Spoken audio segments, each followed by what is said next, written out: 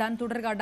Dani പോളും കൊച്ചിയിൽ നിന്ന് നമുക്കൊപ്പം ചേരുന്നു. ഡാനി, മധ്യ കേരളവുമായി ബന്ധപ്പെട്ട് കോൺഗ്രസ്, CPM, അതോടൊപ്പം തന്നെ BJP പ്രധാനപ്പെട്ട രാഷ്ട്രീയ പാർട്ടികളുടെയും മുന്നണികളുടെയും ഒരു നീക്കങ്ങൾ ഏത് തരത്തിലൊക്കെയാണ്? സഭകളുടെ നിലപാടുകൾ, ഈ കഴിഞ്ഞ സമയങ്ങളൊക്കെ എടുത്ത സഭകളുടെ നിലപാടുകളുണ്ട്. ഇത് തദ്ദേശ തെരഞ്ഞെടുപ്പ് തൊട്ട് പ്രതിഫലിക്കുന്നത് ഇത് ആർക്ക് ഗുണമാകും, ആർക്ക് ഗുണകരമാകില്ല എന്നുള്ളൊരു വലിയ ചോദ്യം. മറ്റ് സമുദായ സമവാക്യങ്ങളൊക്കെ ഉണ്ട്. മധ്യകേരളവുമായിട്ട് ബന്ധപ്പെട്ട് തദ്ദേശ തെരഞ്ഞെടുപ്പിൻ്റെ ഒരു ചിത്രം നോക്കുമ്പോൾ പല ഘടകങ്ങളുണ്ട് ഇതിനകത്ത് എന്നാണോ മനസ്സിലാക്കുന്നത്? ഒപ്പം 2020 അടക്കമുള്ള അവരുടെ സ്ഥലത്ത് ശക്തി തെളിയിച്ചിട്ടുള്ള പാർട്ടികളുടെ സാന്നിധ്യവുമുണ്ട്.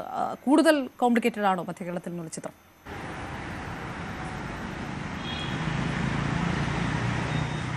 അപർണ, തദ്ദേശ സ്വയംഭരണ തെരഞ്ഞെടുപ്പിൽ വലിയ രീതിയിലുള്ള ഒരുക്കങ്ങൾ മധ്യകേരളവുമായി ബന്ധപ്പെട്ടുകൊണ്ട് മുന്നണികൾ എടുക്കുന്നുണ്ട്. പ്രത്യേകിച്ച് ഇപ്പോൾ നമ്മൾ തൃശ്ശൂരിലേക്ക് വരികയാണെങ്കിൽ അവിടെ എല്ലാവരും പ്രതീക്ഷിക്കുന്നു BJP അവിടെ എന്ത് നീക്കമാണ് നടത്താൻ പോകുന്നത്, BJP അവിടെ വലിയ മാറ്റങ്ങൾ കൊണ്ടുവരാൻ കഴിയുമെന്ന് BJP വിശ്വസിക്കുന്ന ഒരിടം കൂടിയാണത്. അവിടെ വലിയ രീതിയിൽ കോർപ്പറേഷനകത്ത് ചർച്ചകൾ നടക്കുന്നുവെന്ന് മനസ്സിലാക്കുന്നു.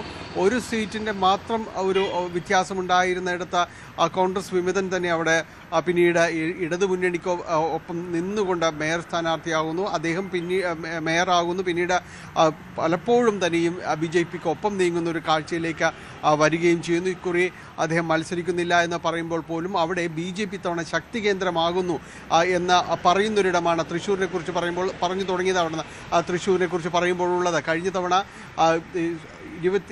നിയമസഭയിലേക്ക് നടക്കുന്ന ആ തെരഞ്ഞെടുപ്പിലേക്ക് ഏതാണ്ട് 21 വാർഡുകളിൽ തൃശ്ശൂർ കോർപ്പറേഷൻ്റെ വാർഡുകളിൽ മുന്നേറ്റം നടത്താനായിട്ട്, ഒന്നാമതെത്താനായിട്ട് കഴിഞ്ഞിരുന്നു എന്ന് പറയുന്നു. പിന്നീട് അത് ലോക്സഭാ തെരഞ്ഞെടുപ്പിലേക്ക് വരുമ്പോൾ 35 വാർഡുകളിൽ BJP ഒന്നാമതെത്തി എന്ന് പറയുന്നു. അപ്പോൾ തൃശ്ശൂർ കോർപ്പറേഷൻ്റെ ഒരു സ്വഭാവം എന്ന് പറയുന്നത് തൃശ്ശൂർ മണ്ഡലത്തിൻ്റെ, നിയമസഭാ മണ്ഡലത്തിൻ്റെ മുഴുവൻ പ്രദേശവും ഈ കോർപ്പറേഷനിൽ വരുന്നു എന്നതാണ് അതിൻ്റെ ഒരു പ്രത്യേകത. അതുകൊണ്ട് BJP അവിടെ വലിയ രീതിയിലുള്ള സ്വപ്നങ്ങൾ കാണുന്നു, വലിയ രീതിയിലുള്ള കണക്കുകൂട്ടലുകൾ നടത്തുന്നു എന്നതാണ്.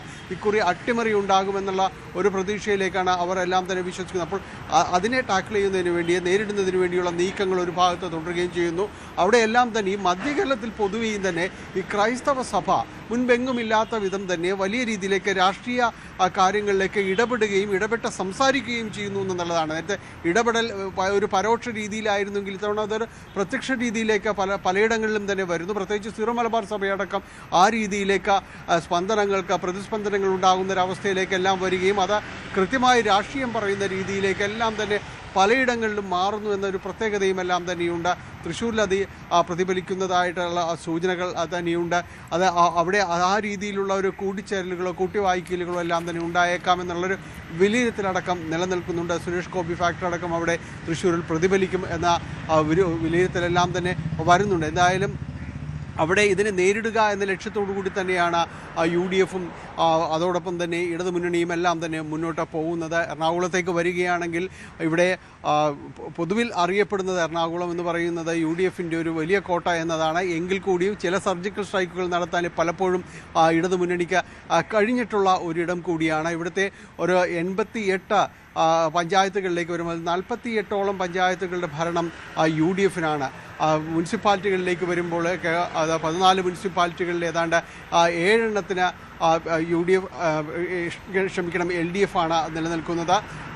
ഒരെണ്ണം ഇതിലേക്ക് വരുമ്പോഴേക്കും അതോടൊപ്പം തന്നെയാണ് നഗരസഭകളുടെ കാര്യത്തിലേക്ക് വരുമ്പോഴേക്കും 8 നഗരസഭകളിൽ ഏതാണ്ട് 5 എണ്ണം UDFിന് കയ്യിലൊതുങ്ങുന്ന രീതിയിലേക്ക് വരുന്നു. അങ്ങനെ വലിയ രീതിയിൽ UDFിന് ഒരു ആധിപത്യമുണ്ടെങ്കിൽ കൂടിയും ഇടതുമുന്നണിക്ക് ചെറിയ രീതിയിലെങ്കിലും പലയിടത്തും ഭരണം പിടിച്ചെടുക്കാനെല്ലാം കഴിഞ്ഞിട്ടുണ്ട്.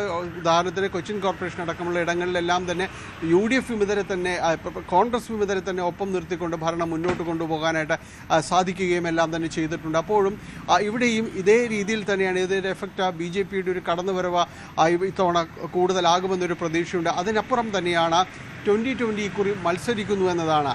കൊച്ചിൻ കോർപ്പറേഷനിലേക്ക് വരുമ്പോൾ അതിൻ്റെ ഒരു മുഴുവൻ സീറ്റിലും 2020 മത്സരിക്കുമ്പോൾ അത് ആരുടെ വോട്ടുകൾ ചോർത്തുമെന്ന ഒരു കണക്കുകൂട്ടൽ എല്ലാവരും തന്നെ നടത്തുന്നുണ്ട്. പ്രത്യേകിച്ച് അതൊരു UDF വോട്ടുകളാകാനുള്ള ഒരു സാധ്യതയാണ് കൂടുതലായിട്ടുമുള്ളത്. കാരണം അത് അവരുടെ തട്ടകമായ 2020 തട്ടകമായ കുന്നത്തുനാട് പരീക്ഷിച്ച് വിജയിച്ച ചേരുവ തന്നെയാണത്. കൃത്യമായും UDF വോട്ടുകളുടെ ഒരു ശോഷണം അവിടെ സംഭവിക്കുകയും എല്ലാം തന്നെ ഉണ്ടാവുകയും ചെയ്തിട്ടുണ്ട്. അത് തന്നെ ഇവിടേക്ക് ഇവർ മത്സരിക്കുന്നിടങ്ങളിലേക്ക് വരുമ്പോൾ സ്വാഭാവികമായും അവർ പിടിക്കുന്ന വോട്ടുകൾ UDF വോട്ടുകൾ കൂടുതലാകാനുള്ളൊരു സാധ്യതയുണ്ട് എന്ന വിലയിരുത്തലാണ്. അത് കുറച്ച് ആശ്വാസം ഇടതുമുന്നണിക്ക് പകരുന്നുണ്ട് എന്ന കാര്യത്തിൽ സംശയമൊന്നുമില്ല. അതുകൊണ്ട് കൊച്ചിൻ കോർപ്പറേഷനിലും വീണ്ടും ഒരു ടേൺ കൂടി ഇടതുമുന്നണി പ്രതീക്ഷിക്കുന്ന ഒരു സ്ഥിതിയാണുള്ളത്. അങ്ങനെ പൊതുവിൽ ഇവിടേക്ക് വരുമ്പോൾ മറ്റൊരു ഫാക്ടർ നിലനിൽക്കുന്നത് CPM-ആയുള്ള ഒരു തർക്കം ചിലയിടങ്ങളിൽ CPM-നുണ്ട്. പ്രത്യേകിച്ച് തൃക്കാക്കര നഗരസഭയിലേക്ക് വരുമ്പോൾ അവിടെ ഒരു 2 വാർഡുകളെ ചൊല്ലിയുണ്ടായിരുന്നൊരു തർക്കം അത് രൂക്ഷമാകുകയും അത് പരസ്യ പ്രതികരണത്തിലേക്ക് CPI വരികയും ചെയ്തിട്ടുണ്ട്. ആ വാർഡുകളിൽ ഇനി വിട്ടുതരാനോ കൈവശപ്പെടുത്താനോ പറ്റില്ല എന്ന രീതിയിലേക്ക് തന്നെ വന്നിട്ടുണ്ട്. അപ്പോൾ ഇത്തരം കാര്യങ്ങളെല്ലാം തന്നെ ഈ ചുരുങ്ങിയ ദിവസങ്ങളിൽ തന്നെ പരിഹരിക്കപ്പെട്ടു പോയാൽ മാത്രമേ ഇടതുമുന്നണിക്ക് സാധിക്കുകയുള്ളൂ. അതോടൊപ്പം CPI-യുമായി ഇപ്പോൾ കഴിഞ്ഞ ദിവസങ്ങളിൽ ഉണ്ടായിട്ടുള്ള ആ ഒരു രാഷ്ട്രീയ വ്യവസ്ഥയൊക്കെ തദ്ദേശ തെരഞ്ഞെടുപ്പിനെ ബാധിക്കാതിരിക്കണം എന്ന തരത്തിലുള്ള നിർദ്ദേശങ്ങളൊക്കെ ആയിട്ട് സർക്കുലറൊക്കെ ഇറക്കിയ പാർട്ടി CPM സ്വാഭാവികമായിട്ടും ഈ ഇടതുപക്ഷവുമായിട്ടൊക്കെ സഹകരിച്ചൊക്കെ പോകുന്ന ഈ പൊതു സ്വീകാര്യതയുള്ളവരെ മറ്റ് മുന്നണികൾ സ്ഥാനാർത്ഥികളാക്കുന്നത് തടയണം, അതിലൊരു ജാഗ്രത വേണം എന്നുള്ളൊരു നിർദ്ദേശമൊക്കെ അതിനകത്തുണ്ട്. ഈ സ്വാഭാവികമായിട്ട് എറണാകുളം അടക്കമുള്ള മധ്യകേരളത്തിൽ അത്തരം സംഭവങ്ങൾ ഇതിനു മുൻപും നടന്നിട്ടുണ്ട്. അപ്പോൾ അങ്ങനെ പൊതു സ്വീകാര്യതയുള്ള മറ്റ് സ്ഥാനാർത്ഥികൾ മുന്നണികളിലേക്ക് വരിക, അങ്ങനെയുള്ള സാധ്യതകളും അടക്കം CPM നോക്കുന്നുണ്ടോ? അത്തരം പേരുകൾ ഉയർന്നു വരാനുള്ള സാധ്യത തദ്ദേശ തെരഞ്ഞെടുപ്പിൽ ഏത് തരത്തിലാണ് ജില്ലയിൽ നിന്ന് ഉറ്റുനോക്കേണ്ടത്? അപർണ, ഒരു നിരീക്ഷണം കൃത്യമാണ്. കാരണം ഈ പൊതു സ്വീകാര്യത അവരെ തേടി കൂടുതലായിട്ട് തന്നെ മുന്നണികൾ പരക്കം പായുന്നത് പലപ്പോഴും എറണാകുളം ജില്ലയിൽ തന്നെയാണ്. നമ്മൾ പലകുറി കണ്ടിട്ടുണ്ട്. നിയമസഭാ തെരഞ്ഞെടുപ്പാണ്, ലോക്സഭാ തെരഞ്ഞെടുപ്പ് എല്ലാം തന്നെ പലകുറി അതിന് ദൃശ്യമായിട്ടുള്ളതാണ്. ഇക്കുറി കൂടുതലായും തന്നെ അത് തദ്ദേശ തെരഞ്ഞെടുപ്പിലും അത് പ്രതിഫലിക്കുന്നുണ്ട്. ഇപ്പോൾ തന്നെയും പല രീതിയിലുള്ള അന്വേഷണങ്ങളിലേക്ക് മുന്നണികൾ കടക്കുന്നുണ്ട് എന്ന് പറയുന്നു.